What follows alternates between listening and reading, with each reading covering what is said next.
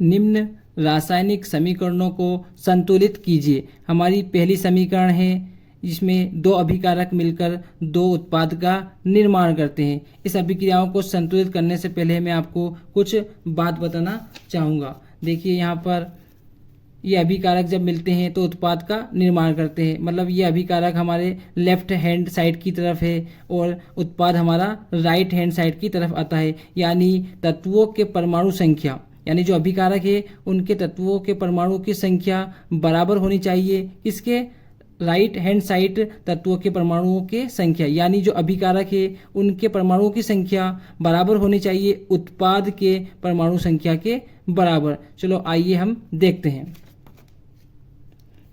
यहाँ पर हम सबसे पहले इस हाइड्रोजन को यहाँ पर लिख देंगे, उसके अलावा नाइट्रोजन को लिख देंगे और ऑक्सीजन को लिख देंगे। इसको एक कोष्टक में बंद कर देंगे क्योंकि ये एक हमारा अभिकारक है। दूसरा अभिकारक को भी इसी तरह हम यहाँ पर लिख देंगे और कोष्टक में बंद कर देंगे। अब इनकी हम संख्या को लिख देंगे। यहाँ पर हाइड्रोजन 1 है तो यहाँ पर 1 लिख देंगे, नाइट्रोजन 1, ऑक्सीजन 3।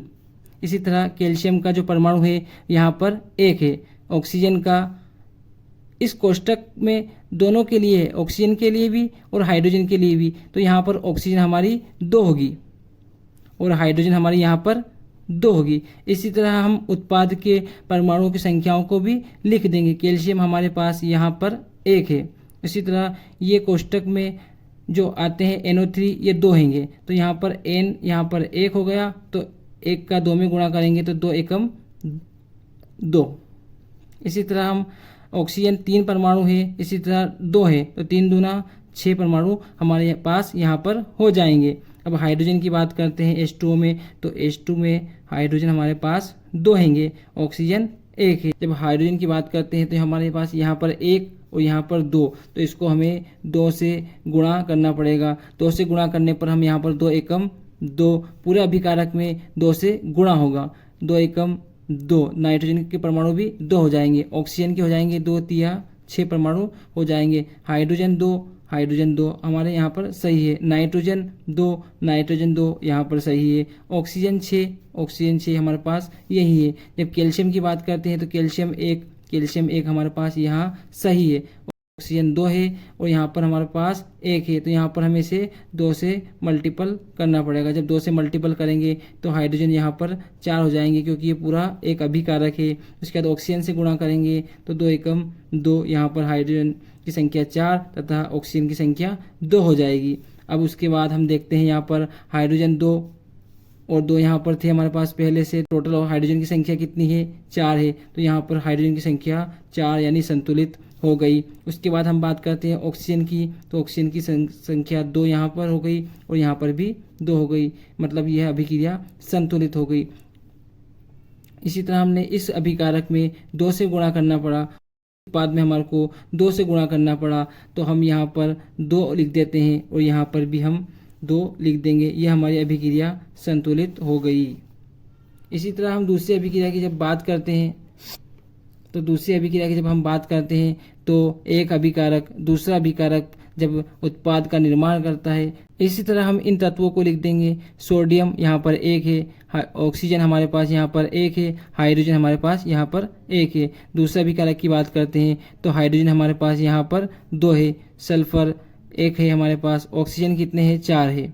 और इसी तरह उत्पाद की बात करेंगे तो सोडियम हमारे पास यहाँ पर 2 है और यहाँ पर 1 है, तो इस पूरे अभिकारक में 2 से गुणा करना पड़ेगा। 2 से गुणा करने के बाद हम पाएंगे यहाँ पर सोडियम 2 हो जाते हैं, ऑक्सीजन 2 हो जाते हैं, हाइड्रोजन भी 2 हो जाते हैं। सोडियम यहाँ पर 2, यहाँ पर भी हमारे पास 2, मतलब ये अभी सोडियम बराबर हो गए। उसके बाद ऑक्सीजन की बात करते हैं, ऑक्सीजन 2 और 4 यहाँ पर टोटल 6 है, यहाँ पर 4, तो यहाँ पर ये 4 से 4 यहाँ पर ये संतुलित हो गई।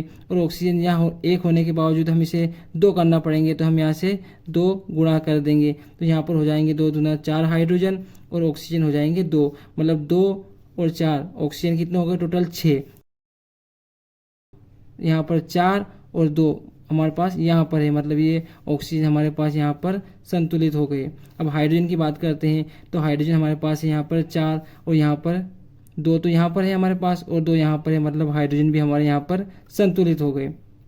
अब हम देखते हैं सल्फर की बात करते हैं। हम सल्फर हमारे पास यहाँ पर 1 है और यहाँ पर भी 1 मानी, मतलब यहाँ पर दोनों तरफ सल्फर के परमाणुओं की संख्या बराबर है।